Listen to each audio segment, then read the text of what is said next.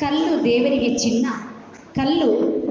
ಚಿನ್ನ ಹಾಕುವ ಬದಲು ಹಿರಿಯರ ಕಂಡೊಡನೆ ಕಾಲಿಗೆ ಬೀಳೋದೇ ಒಂದು ಸಂಸ್ಕಾರ.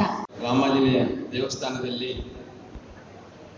ನೆಲೆಸಿರ್ತಕ್ಕಂಥ ಆಂಜನೇಯ ಸ್ವಾಮಿಯ ಪಾದಾರ ಬಿಂದುಗಳಿಗೆ ನಿಮ್ಮೆಲ್ಲರ ಪರವಾಗಿ ವಂದಿಸಿಕೊಳ್ಳುತ್ತಾ, ಅವರನ್ನ ಎಷ್ಟು ಸ್ಮರಿಸಿಕೊಂಡು ಸಾಧ್ಯ ಇಲ್ಲ. ಯಾಕಂತ ಹೇಳಿದ್ರೆ ಅವರ ತ್ಯಾಗ, ಅವರ ಶಕ್ತಿ ಉಪಯೋಗಿಸಿ ಬಹಳ ಕಡಿಮೆ ಜನಸಂಖ್ಯೆ 97ನೇ ಇಸ್ವಿವರೆಗೆ ಅಧ್ಯಕ್ಷರಾಗಿ ದೀಪವೆಂದರೆ ಜ್ಯೋತಿ, ದೀಪವೆಂದರೆ ಬೆಳಕು, ದೀಪವೆಂದರೆ ಭವಿಷ್ಯದ ಒಂದು ಉಜ್ವಲ.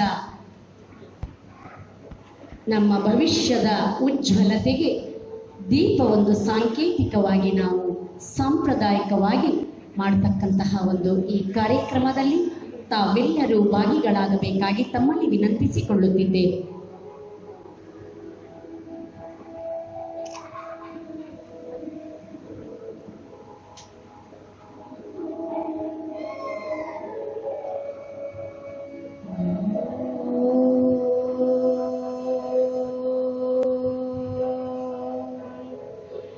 असतो मा सद्गमय तमसो मा ज्योतिर्गमय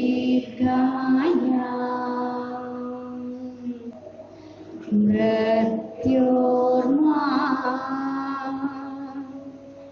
अमृतं गमय.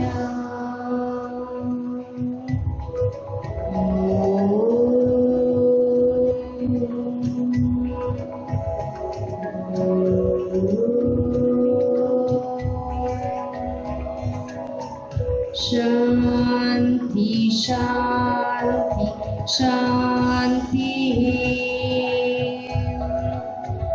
शांति शांति शांति.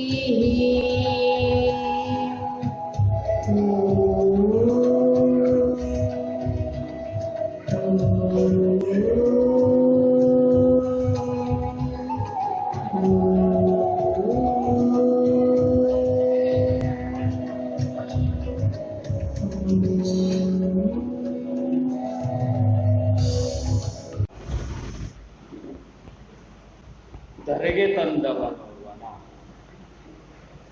ವಸುಂಧರೆಗೆ ತಂದವನೋರ್ವನ, ಪರಮ ಪೂಜ್ಯ ಆದವನೋರ್ವನ.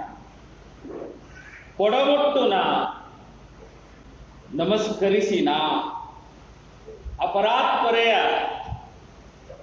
ಪರಾತ್ಪರೆಗೆ ಒಳಗಿನ ನಮನವ ಸಲ್ಲಿಸುತ್ತಾನ.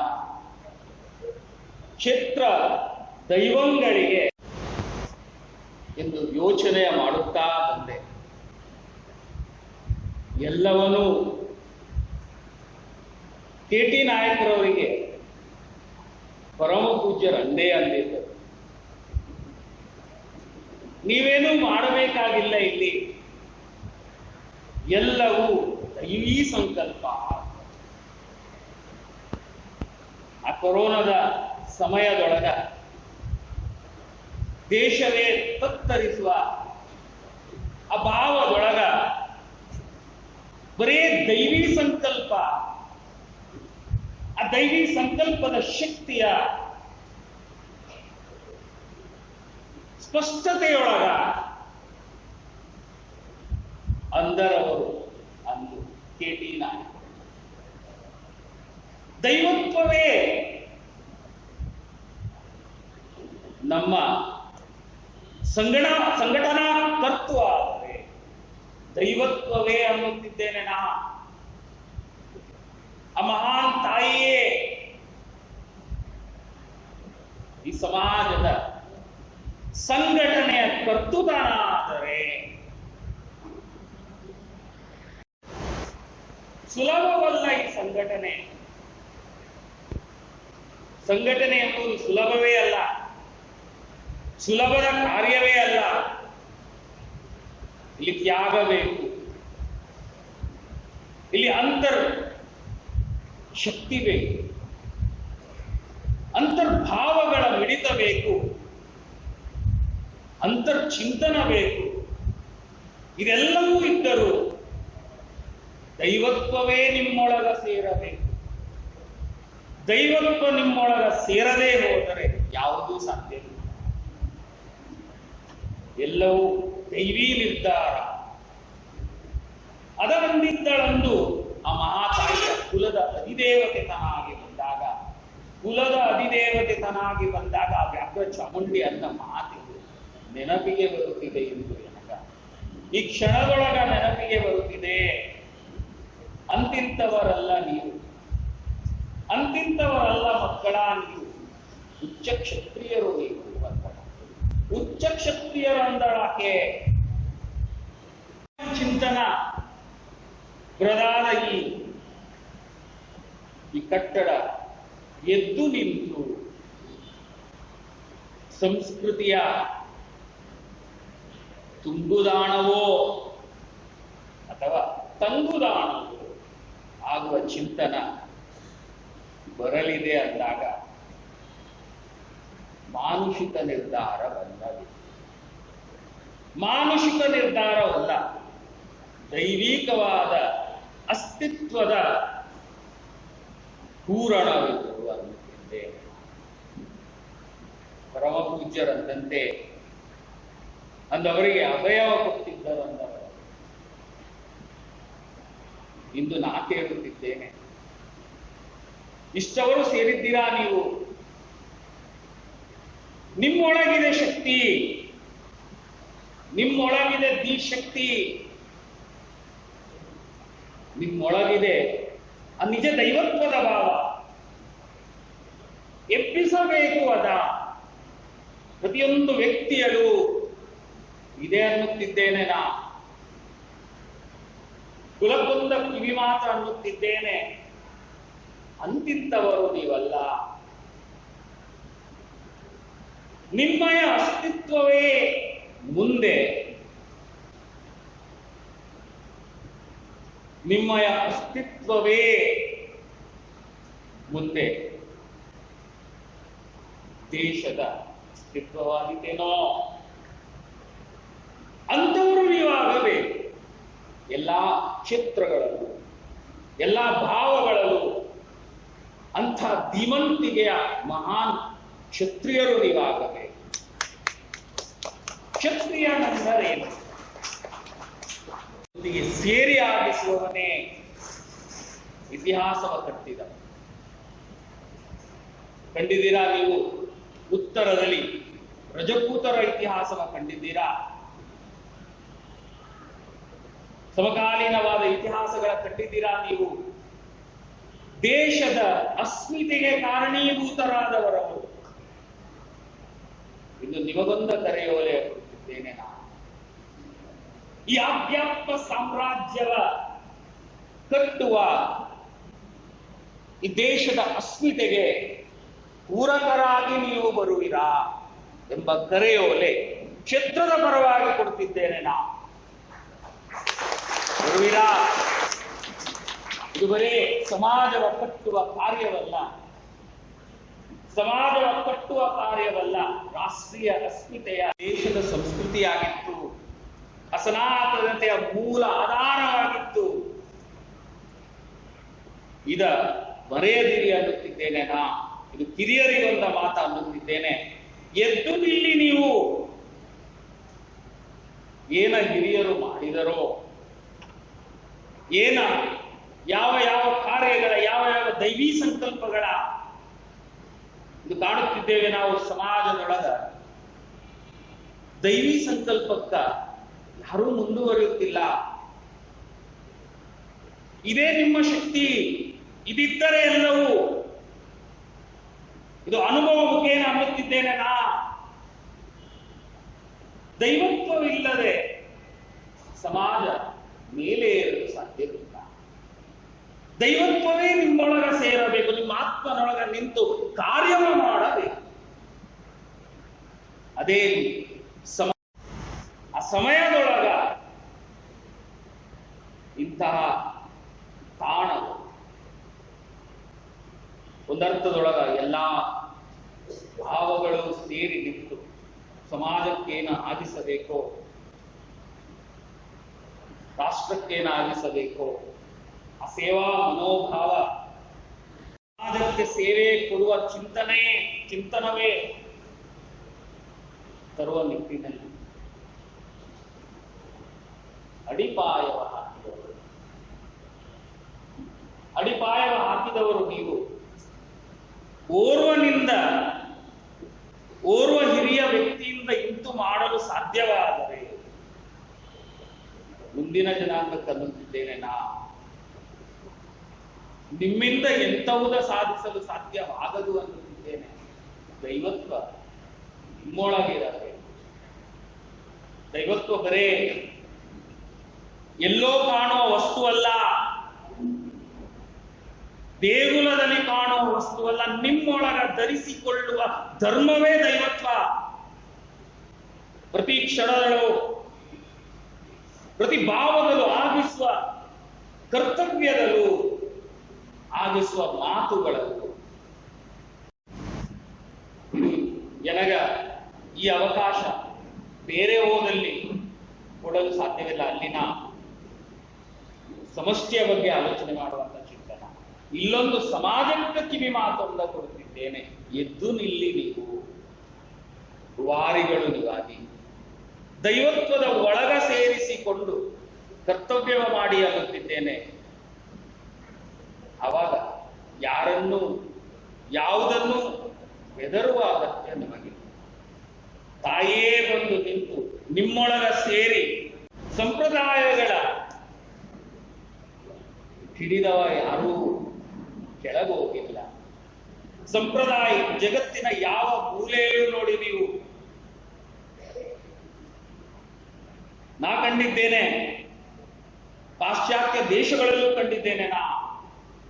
ಯಾರು ತಮ್ಮ ಸಂಸ್ಕೃತಿಯ ಎಬ್ಬಿಸುವನೋ, ಧರ್ಮೋ ರಕ್ಷಿತ ಸಹ ಅಂದರು. ಬರೇ ಧರ್ಮವ ರಕ್ಷಿಸುವುದಲ್ಲ, ಧರ್ಮವ ಧರಿಸುವಂತ ವಸ್ತು ಧರ್ಮ. ಧಾರೈತಿ ಧರ್ಮ ಧರಿಸುವಂತ ವಸ್ತು ಅಂತಾದಾಗ ನಿಮ್ಮೊಳಗ ಧರ್ಮವು, ಅಮೂಲ ಕರ್ಮವು ಅದ ಸೇರಿಸಿಕೊಂಡು ನಿಜ ಶಾಸ್ತ್ರ ತೇಜಸ್ಸ ಅನಿಸಿಕೊಂಡಿದ್ದರು. ಅದು ಸಾಕಾರ ರೂಪಕ್ಕೆ ಬಂದಾಗ ಎಲ್ಲರಿಗೂ ಸಂತಸ. ಅದ ಮಾಡಲೆಂದೇ ನಾವು ಪಣ ತೊಡುತ್ತಿದ್ದೇವೆ. ಈಗಲೂ ಅವರ ಆ ಚೈತನ್ಯ ನಮ್ಮನ್ನು ಸದಾ ಆಶೀರ್ವದಿಸುತ್ತಲೇ ಇದೆ. ಈ ಕಥೆಯ ಕೊಂಚ ವಿಸ್ತರಿಸಿದೆ. ಹೇಗಿತ್ತು ನಮ್ಮ ಜೀವನ? ನಾವು ಇದಾವುದು ದೈವಿಕ ಚಿಂತನದಲ್ಲಿಯೇ ಮುಳುಗಿದ್ದವರಲ್ಲ. ನಮ್ಮ ಜೀವನ ಧರ್ಮವೇ ಬೇರೆ ಆಗಿತ್ತು. ಆದರೆ ಸಂಸ್ಕಾರ ಮತ್ತು ಸಂಪ್ರದಾಯವ ಬಿಟ್ಟಿಲ್ಲ, ನಾವು ಬಿಟ್ಟಿರಲೇ ಇಲ್ಲ. ಅದು ನಮ್ಮನ್ನು ಮುಂದುವರಿಸಿತ್ತು. ಆದರೆ ಅವರ ವೃತ್ತಿ ಜೀವನದಲ್ಲಿ ನೀನಿದನ್ನು ನಿಲ್ಲಿಸು ಅನ್ನುವಷ್ಟರ ಮಟ್ಟಿಗೆ ಕೆಳಗೆ ತಂದಳು ತಾಯಿ, ಮಹಾತಾಯಿ ಚಾಮುಂಡೇಶ್ವರಿ. ನಿಲ್ಲಿಸಿದಾಗ ನಮಗಿದರ ಅರ್ಥವಾಗಿಲ್ಲ, ಯಾಕೆ ನಿಲ್ಲಿಸಿದಳು. ನಮ್ಮಲ್ಲಿ 3 ಮಕ್ಕಳು, ನಾವು ಗಂಡ ಹೆಂಡತಿ, ನಮ್ಮ ಅತ್ತೆಯವರು, ಇಷ್ಟವರ ಜೀವನ ಎಂತೂ ಸಾಗಿಸಬಹುದು? ಕುಂತು ಯೋಚಿಸಿದರೆ ತುಂಬ ಕಠಿಣ. ಕೊಂಚ ಹೇಳಬಹುದೇ? ಯಾಕಂದರೆ ಇದೇನು ಎಂದು ಅರ್ಥವಾಗದಂಥ ಜೀವನ ಧರ್ಮ ನಮ್ಮದಾಗಿ, ಆದರೂ ಮುಂದೊತ್ತಿದೆ. ಮಕ್ಕಳೆಲ್ಲರೂ ಚಿಕ್ಕವರೇ. ಆಗ ನಮ್ಮ ಕುಟುಂಬದ ಹಿರಿಯರೊಬ್ಬರು ಬಂದು ಕೇಳಿದರು. ಇವರಿಗೆ ನಿತ್ಯವೂ ಆ ದರ್ಶನದ ರೀತಿ ನಡುಕ ಉಂಟಾಗುವುದು, ಏನೆಂದು ಗೊತ್ತಾಗುತ್ತಿರಲಿಲ್ಲ. ಆಗ ಜ್ಯೋತಿಷ್ಯರು ಓರ್ವರು ಅಂದರು, ಎಲ್ಲ ಕಡೆಗೆ ಸುತ್ತಾಡಿ ಬಂದಾಗಲೂ ನಮಗೆ ಎಲ್ಲೂ ಯಾರೂ ಏನನ್ನು ಹೇಳಲಾಗದ ಸ್ಥಿತಿಗಳು. ಇಲ್ಲಿ ಮಾತ್ರ ವೈದ್ಯರತ್ತ, ಎಲ್ಲ ವೈದ್ಯರತ್ತ ಹೋದಾಗಲೂ ನಮಗೆ ಯಾವ ಚಿಂತನೆ, ಎಲ್ಲವೂ ಸರಿ ಇದೆ ಅನ್ನೋದು. ಮನೆಗೆ ಬಂದ ಕೂಡಲೇ ಮತ್ತೆ ಆವೇಶವಾಗಿ ಏನೂ ಗೊತ್ತಾಗುತ್ತಿರಲಿಲ್ಲ. ಅಂತೂ ಆಗ ಜ್ಯೋತಿಷಾಸ್ತ್ರದ ಮುಖಾಂತರ ನೋಡೋಣ ಎಂದು ಹೋದಾಗ ಅಲ್ಲಿ ಅವರ ಒಳಗಿನ ಶಕ್ತಿಯೇ ಮೇಲೆತ್ತು ನಮಗರ್ಥವಾಗಲಿ ಇದೇನು ಶಕ್ತಿ. ಕೈಯ ಚಾಚಲು ಬಿಡದಿಲ್ಲ, ಯಾರೊಂದಿಗೂ ನನಗಿಂತೂ ಬೇಕು ಎಂದು ಕೈಯ ಚಾಚಲು ಬಿಡದಿರು ತಾಯಿಗೆ ಅಂತೆಯೇ ಆಗಿಸಿದರು. ಯಾರೊಂದಿಗೂ ಬಂದರೆಷ್ಟೋ, ಬರುವರೆಷ್ಟೋ, ಹೋದವರೆಷ್ಟೋ, ಪರಿಹಾರ ಪಡೆಕೊಂಡವರೆಷ್ಟೋ ಇತ್ತು. ಉಂಬಲು ಒಂದು ದಿನದ ಉಂಬುವಿಕೆಗೆ ಎಷ್ಟು ಖರ್ಚಾಗಬಹುದು ಒಂದು ಮನೆಗೆ ಎಂದು ಆಲೋಚಿಸಿ ಅಂತಹದರಲ್ಲಿ ಕೊಂಚ 2-3 ದಿನದಲ್ಲಿ ಅಂದರು. ಈಗವರು ಎಷ್ಟವರು ಉಂಬುತ್ತಿದ್ದಾರೆ ಅಂತ 100 ಉಂಬುತ್ತಿದ್ದಾರೆ. ಅದರಂತೆ ಜೀವನವ ಸಾಗಿಸು ಎಂದು ಅಂತೆಯೇ ಮುಂದುವರಿದಾಗ 3,000-4,000 ಜನರು ಆ ಸಣ್ಣ ಕುಟೀರದಲ್ಲಿ ಅಡುಗೆ ಮಾಡುವುದೆಂತೋ ನೋಡಿದರೆ, ನಮಗೆ ಈಗಲೂ ನೋಡಿದರೆ ಎಂತೋ ಸಾಗಿಸಿದೆವು ಜೀವನ ಎಂದು ಕಾಣುತ್ತೆ. ಅಂಥವರು ಯಾವ್ಯಾವ ಇಲ್ಲಿ ಜಾತಿ ನೋಡಿಲ್ಲ ತಾಯಿ ನೆನಪಿಟ್ಟುಕೊಂಡು. ಪ್ರತಿ ಓರ್ವನು ಆಸ್ಪತ್ರೆಯಲ್ಲಿ ಈಗಲೂ ಮತ್ತೆಯೂ ಜೀವನ್ ಮರಣ ಹೋರಾಟದಲ್ಲಿದ್ದಾಗಲೂ ಯಾರೂ ನಮಗೆ ಪರಿಚಯವೇ ಇರುವುದಿಲ್ಲ. ಹತ್ತಿರದ ಮನೆಯವರೇ ಯಾರು ಕರೆ ಮಾಡಿದರೂ ಸಹ ಉಳಿಸಿಕೊಡುತ್ತಿದ್ದರು ಆ ಮಹಾಸ್ವಾಮಿ. ಅದು ನಿಜ ದೈವತ್ವ. ಉಳಿಸಿಕೊಟ್ಟವರು ಉಳಿದು ಮತ್ತೆ ಬಂದರು. ಸ್ವಾಮಿ ಅಲ್ಲಿ ಅಂದರು, ವೈದ್ಯರೇ ಅಂದರು, ನಿಮ್ಮ ದೇವರ ಪ್ರಾರ್ಥಿಸಿ, ಕೈ ಬಿಟ್ಟಿದ್ದೇವೆ ನಾವು. ಆಗ ಸ್ವಾಮಿಯವರ ಆ ಮಾತೆ ಸರಿಯಾಗುವನವನ್ನು ಅಂದ ಮಾತೆ, ಆ ನುಡಿಯೇ ಅವರಿಗೆ ಪ್ರಸಾದ.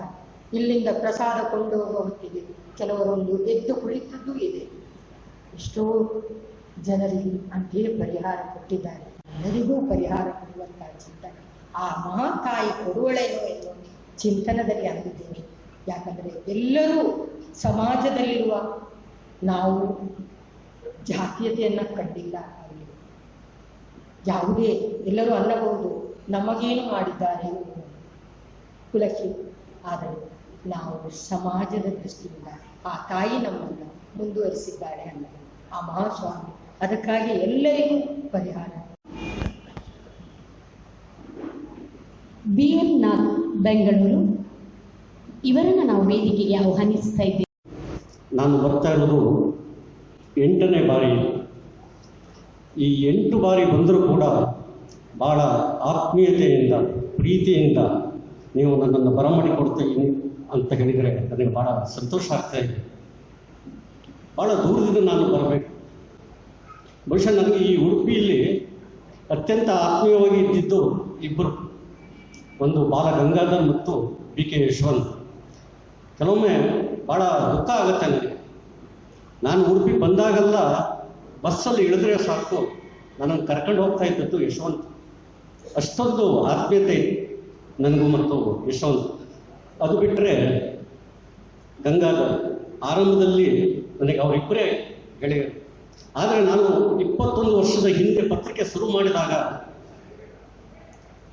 ಮೊದಲು ಪತ್ರಿಕೆ ಹೇಗೆ ಇರಬೇಕು, ಹೌದು, ನಾನು ಆ ಸಂದರ್ಭದಲ್ಲಿ ಮಂಗಳೂರಿನ ಕರ್ನಾಟಕ ರಾಜ್ಯ ರಸ್ತೆ ಸಾರಿಗೆ ಸಂಸ್ಥೆಯಲ್ಲಿ ಸೂಪರ್ಡೆಂಟ್ ಆಗಿದ್ದೆ. ನಾನು ಮಟ್ಟಿಗೆ ಹೋಗಲೇಬಾರದು.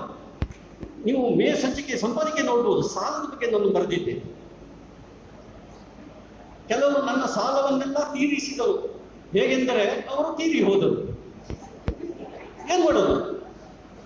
ಸುಮಾರು 30 ವರ್ಷಗಳ ಹಿಂದೆ ಉದಯವಾಣಿಯ ದೀಪಾವಳಿ ವಿಶೇಷಾಂಕದಲ್ಲಿ ನನ್ನ 150ಕ್ಕೂ ಹೆಚ್ಚು ಚುಟುಕುಗಳು ಬಂದಿತ್ತು. ಇದೇ ಉಡುಪಿಯ ಒಂದು ಮಹಿಳಾ ಸಂಘ BN ನಾಥ್ ಅವರ ಕವನಗಳನ್ನು ಪ್ರಕಟ ಮಾಡಬೇಡಿ ಅಂತ ಸ್ಟ್ರೈಕ್ ಮಾಡಿದ್ರು. ಆ ವಿಷಯ ಕೂಡ ಉದಯವಾಣಿಯಲ್ಲಿ ಬಂದಿತ್ತು. ನಾನೇನು ತಪ್ಪು ಚುಟುಕನ್ನು ಬರೆದಿರಲಿಲ್ಲ. ಅವಾಗೆಲ್ಲ ಅತ್ತೆ ಸೊಸೆ ಜಗಳ ಮಾಡುವಂಥ ಸಂದರ್ಭ ಅದು.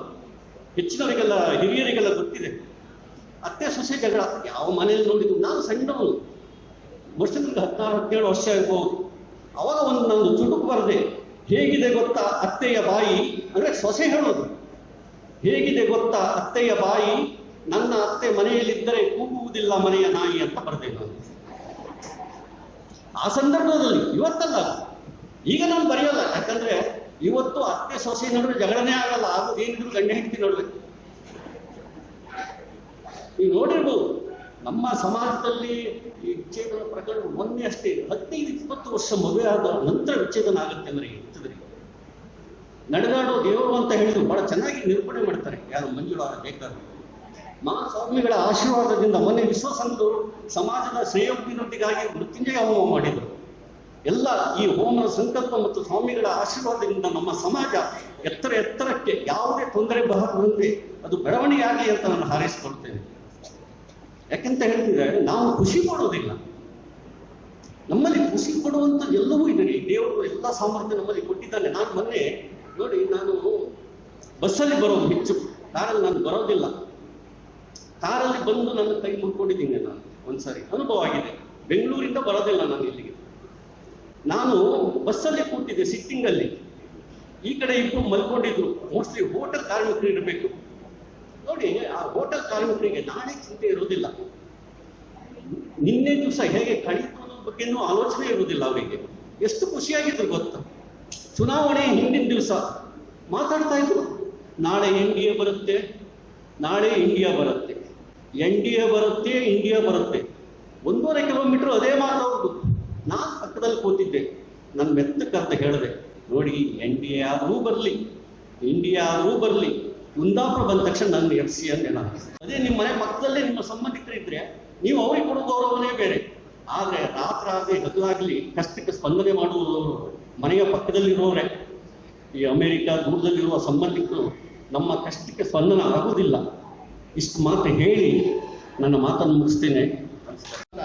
ಅವಕಾಶ ಇದೆ. ಅದೇ ರೀತಿ ಮಾನ್ಯ ನಿತಿನ್ ಸ್ವಾಮೀಜಿ ಅವರು ಇವತ್ತು ಅಯೋಧ್ಯೆಯಲ್ಲಿ ರಾಮ ಮಂದಿರ ನಿರ್ಮಾಣ ಆಗಿದೆ. ಆ ರಾಮ ಮಂದಿರದ ಕುಂಭಕ್ಕೆ ಈ ದೇವಸ್ಥಾನದ ಪ್ರಸಾದ ನೀಡಿರುವುದು ನಮಗೆಲ್ಲ ತುಂಬ ಹೆಮ್ಮೆಯ ವಿಚಾರ. ಅದೇ ರೀತಿ ನಾವು ನಮ್ಮ ನರೇಂದ್ರನಾಥ್ ಸ್ವಾಮೀಜಿಯವರ ಆಶೀರ್ವಾದದಂತೆ ನಾವು ಇಲ್ಲಿ ನಾವು ಆಂಜನೇಯ ದೇವಸ್ಥಾನ ನಿರ್ಮಾಣ ಮಾಡುವಾಗ ಅವರನ್ನ ಕೇಳಿದ್ದೇವೆ, ಕರೆದಿದ್ದೇವೆ. ಅವರಿಗೆ ಅನಾರೋಗ್ಯದ ಕಾರಣ, ಬೇರೆ ಏನೋ ಒಂದು ಕಾರಣದಿಂದ ಅವರಿಗೆ ಪ್ರತಿಷ್ಠಾಪನೆಗೆ ಬರ್ಲಿಕ್ಕೆ ಆಗಲಿಲ್ಲ.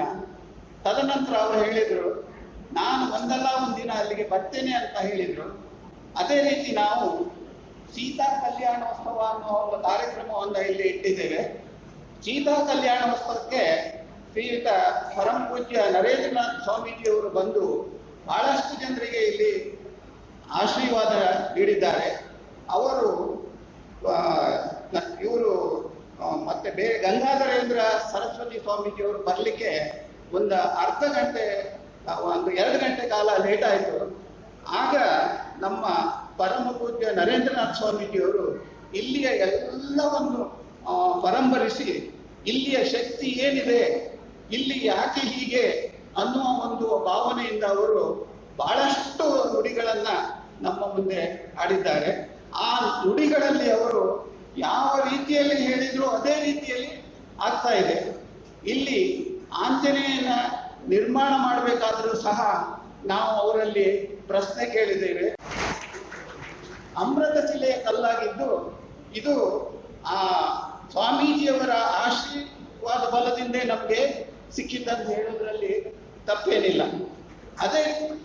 ಅದೇ ರೀತಿ ನಾವು ಮೂರ್ತಿಯನ್ನ ಇಲ್ಲಿ ಪ್ರತಿಷ್ಠಾಪನೆ ಮಾಡುವಂತಹ ಸಂದರ್ಭದಲ್ಲಿ ಬಹಳಷ್ಟು ಜನ ಬಂದಿದ್ದು ನರೇಂದ್ರನಾಥ್ ಸ್ವಾಮೀಜಿಯವರು ಹಾಗೂ ಗಂಗಾಧರೇಂದ್ರ ಸರಸ್ವತಿಯವರು ಮತ್ತೆ ಊರಿನ ಗಣ್ಯರೆಲ್ಲ ಬಂದಿದ್ರು.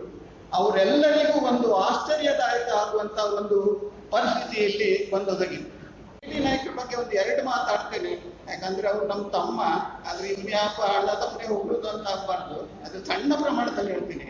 KT ನಾಯಕರು ಖಾಲಿ ಒಂದು ಸಾಮಾನ್ಯ ಸದಸ್ಯನಾಗಿ ಇಲ್ಲಿ ಬಂದವರು, ತದನಂತರ ಕಾರ್ಯದರ್ಶಿಯಾದರು, ತದನಂತರ ಅಧ್ಯಕ್ಷರಾಗಿ ಅವರು ಆ ಬಿಲ್ಡಿಂಗ್ ಒಂದು ಸ್ಥಾಪನೆ ಮಾಡ್ಬೇಕಂತೇಳಿ ಬಹಳ ಪ್ರಯತ್ನ ಪಟ್ಟರು. ಕರೋನಾ ಬಂತು, ಬೇಕಾದಷ್ಟು ವಿಘ್ನಗಳು ಬಂತು. ಏನೇ ವಿಘ್ನಗಳು ಬಂದರೂ ಸಹ ಅವರು ಅದನ್ನು ಎದೆಗುಂದದೆ ತಾನೇ ಸ್ವತಃ ಹೋಗಿ ನಮ್ಮೆಲ್ಲರನ್ನ ಒಂದುಗೂಡಿಸಿ ಈ ಕಾರ್ಯವನ್ನು ಸಾಧಿಸಿಕೊಟ್ಟಿದ್ದಾರೆ. ಅಂತ ಸಾಧಕನಿಗೆ ನಾವು ಅವರಿಗೆ ಒಂದು ಹೇಳುವಂತ ವಿಚಾರ ಅಂತ ಹೇಳಿದ್ರೆ, ಈ ಸಾಧನೆ ಎಲ್ಲರಿಂದೂ ಮಾಡ್ಲಿಕ್ಕೆ ಸಾಧ್ಯ ಇಲ್ಲ. ಅವರು ಬೆಳಗ್ಗೆಯಿಂದ ಸಂಜೆವರೆಗೆ ಏನಿದ್ರು ಮನೆ ಬಿಟ್ಕೊಂಡು ಇಲ್ಲಿ ಹೆಂಡತಿಗೆ ಸೌಖ್ಯ ಇಲ್ಲದೆ ಇದ್ರು ಸಹ ನಾವು ಸಂಘಕ್ಕೆ ಹೋಗ್ಬೇಕಪ್ಪ, ಸ್ವಲ್ಪ ಈ ಕಡೆ ನೋಡ್ತವಪ್ಪ ಅಂತ ಹೇಳುವಂತ ವ್ಯಕ್ತಿಯಾಗಿದ್ದು, ಇವರಿಗೆ ನಾನು ಒಂದು ಬಿರುದು ಕೊಡ್ತೀನಿ, ಸಂಘಟನಾ ಚತುರ.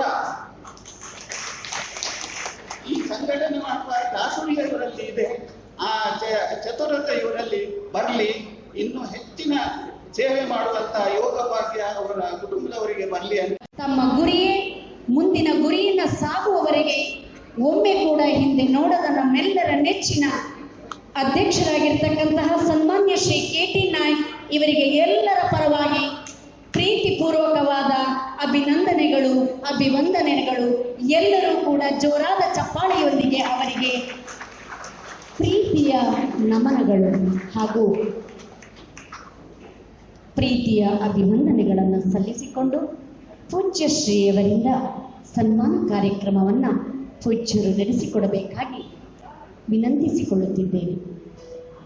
ಸನ್ಮಾನವೆಂಬುದು ಯಾವುದೇ ವೈಯಕ್ತಿಕ ಪ್ರತಿಷ್ಠೆ ಅಲ್ಲ, ಏನೋ ನಾವು ಮಾಡಿರ್ತಕ್ಕಂತಹ ಕಿಂಚಿತ್ತು ಅಳಿಲು ಸೇವೆಗೆ ಹಿರಿಯರಿಂದ ಒಂದು ಗೌರವದ ರಕ್ಷಾ ಕವಚವಾಗಿ ಗೌರವದ ಶಾಲು ಹಾಗೂ ದಂಪತಿಗಳಿಗೆ ವಿಶೇಷವಾಗಿ ಅಮ್ಮನವರ ಒಂದು ಈ ಆಶೀರ್ವಾದ. ಯಾವ ಒಂದು ಅನಾರೋಗ್ಯವಿದ್ದರೂ ಹಿಂದೆ ಅದು ಕಡಿಮೆಯಾಗಲಿ ಅಂತಕ್ಕಂಥ ಶುಭ ಹಾರೈಕೆ ನಮ್ಮದಾಗಿರುತ್ತದೆ. ಈ ಒಂದು ಶುಭ ಸಂದರ್ಭದಲ್ಲಿ ಫಲವನ್ನು ನೀಡಿ ಎಂದಿಗೂ ಕಷ್ಟ ಕಾರ್ಪಣ್ಯಗಳು ತಮ್ಮ ಸಂಸಾರಕ್ಕೆ ದೂರವಿರಲಿ ಅಂತಕ್ಕಂತಹ ಒಂದು ಆಶೀರ್ವಚನದಿಂದ ಸನ್ಮಾನವನ್ನು ಕೈಗೊಳ್ಳುತ್ತಿರುವ ಪೂಜ್ಯಶ್ರೀಯವರಿಗೆ ಪ್ರಣಾಮಗಳು.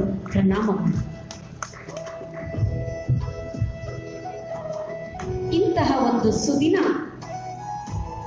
ಕನಸಿನ ಮಾತಾಗಿತ್ತು. 5 ವರ್ಷದಿಂದ ಸತತವಾಗಿ ಎಲ್ಲ ತಮ್ಮ ಸಂಘಟಕರನ್ನು ಕೂಡ ಸೇರಿಕೊಂಡು ಈ ಒಂದು ಅದ್ಭುತವಾದ ಒಂದು ಕಟ್ಟಡದ ಉದ್ಘಾಟನೆ ಹಾಗೂ ಶ್ರೀರಾಮಾಂಜನೇಯ ದೇವಸ್ಥಾನದಲ್ಲಿ ಸಲ್ಲಿಸಿದ ಸೇವೆಯೇ ನಿಮಗೆ ಇದೊಂದು ಸನ್ಮಾನ.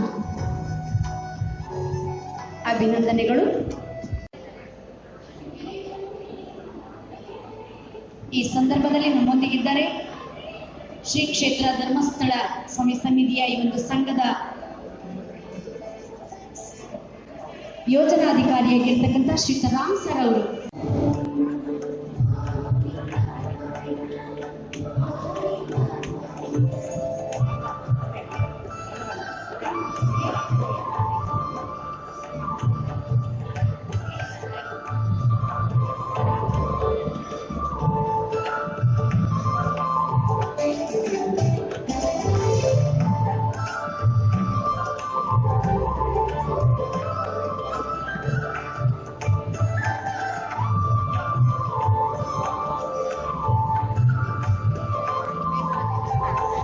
ಸಂದರ್ಭದಲ್ಲಿ ರಕ್ಷಾ ಕವಚವಾಗಿ ಪ್ರೀತಿಯ ಗೌರವದ ಶಾಲನ್ನು ಹೊದಿಸಿದ್ದಾರೆ ಅಮ್ಮನವರು, ಶ್ರೀಮತಿ ಶಕುಂತಲಾ ಅಮ್ಮನವರು.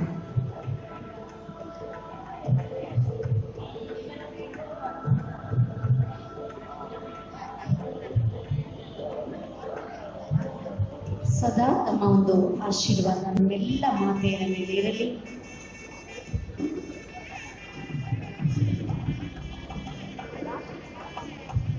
ಪೂಜ್ಯರಿಂದ ಸನ್ಮಾನ ಕಾರ್ಯಕ್ರಮ ನಡೆಯುವ ಈ ಒಂದು ಶುಭ ಸಂದರ್ಭದಲ್ಲಿ ಎಲ್ಲ ಹಿರಿಯರು ನಮ್ಮೊಂದಿಗಿದ್ದೀರಿ. ನಿಮ್ಮೆಲ್ಲರ ಆಶೀರ್ವಾದವನ್ನು ಈ ಸಂದರ್ಭದಲ್ಲಿ ಬಯಸಿಕೊಂಡು ಸನ್ಮಾನವನ್ನು ಸ್ವೀಕರಿಸುತ್ತಿರುವ ದಂಪತಿಗಳಲ್ಲಿ ಅದೆಷ್ಟೋ ಆನಂದ, ಕೋಟಿ ಕೊಟ್ಟರೂ ಸಿಗದ ಆನಂದ ಈ ಸಂದರ್ಭದಲ್ಲಿ ಎದ್ದು ಕಾಣುತ್ತಿದೆ. ತಮಗೆಲ್ಲ ಆ ಭಗವಂತ, ಆ ಶ್ರೀರಾಮಾಂಜನೇಯ ಆಯುರಾರೋಗ್ಯ ಆಯುಷ್ಯ ಕರುಣಿಸಲಿ. ಪೂಜ್ಯರ ಆಶೀರ್ವಾದ ಸದಾ ತಮಗೆ ಸಿಗಲಿ ಎಂಬುದಾಗಿ ಆಶಿಸುತ್ತಾ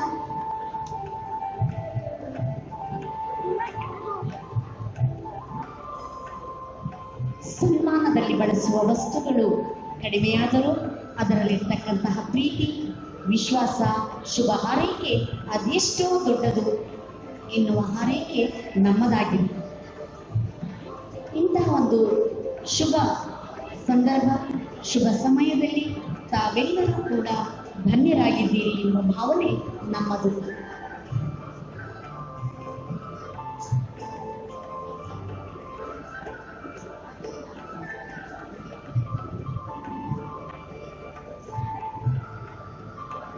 ಈ ಸಂದರ್ಭದಲ್ಲಿ ನಮ್ಮೊಂದಿಗಿದ್ದಾರೆ ಪೂಜ್ಯರ ಧರ್ಮಪತ್ನಿ ಶ್ರೀಮತಿ ದೀಪಶ್ರೀ ಮೇಡಮ್ ಅವರಿದ್ದಾರೆ.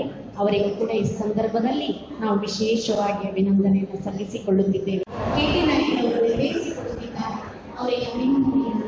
ಹಾಗೆ ನಮ್ಮ ಕ್ಷತ್ರಿಯ ಮಹಿಳಾ ಮಂಡಳಿ ಅಧ್ಯಕ್ಷೆಯಾದ ಶ್ರೀಮತಿ ಶೋಭಾ ಜಯಪ್ರಕಾಶ್ ಅವರು ಈ ಕಾರ್ಯಕ್ರಮದಲ್ಲಿ ಕೈಜೋಡಿಸುತ್ತಿದ್ದಾರೆ. ಅವರಿಗೂ ಕೂಡ ಅಭಿನಂದನೆಗಳನ್ನು ಸಲ್ಲಿಸಿಕೊಳ್ಳುತ್ತಿದ್ದೇವೆ. ಈಗಾಗಲೇ ಮಾಜಿ ಅಧ್ಯಕ್ಷರು ಎಲ್ಲ ನಮ್ಮೊಂದಿಗಿದ್ದಾರೆ. ಎಲ್ಲ ನಮ್ಮ ಒಂದು ನಮ್ಮ ಕ್ಷತ್ರಿಯ ಸಂಘದ ಮಾಜಿ ಅಧ್ಯಕ್ಷರಾದ ಎಲ್ಲರಿಗೂ ಕೂಡ ಈ ಸಂದರ್ಭದಲ್ಲಿ ಅಭಿನಂದನೆಗಳನ್ನು ಸಲ್ಲಿಸಿಕೊಳ್ಳುತ್ತಿದ್ದೇವೆ. ದಯವಿಟ್ಟು ಭಕ್ತಾಭಿಮಾನಿಗಳು ಸಹಕರಿಸಬೇಕಾಗಿ ನಮ್ಮಲ್ಲಿ ವಿನಂತಿ. ನಾವು ಕಾರ್ಯಕ್ರಮವನ್ನು ಮುಂದುವರಿಸಬೇಕಾಗಿದೆ. ದಯವಿಟ್ಟು ವೇದಿಕೆಯನ್ನು ಅನುವು ಮಾಡಿಕೊಡಬೇಕಾಗಿ ತಮ್ಮಲ್ಲಿ ವಿನಂತಿಸಿಕೊಳ್ಳುತ್ತಿದ್ದೇವೆ.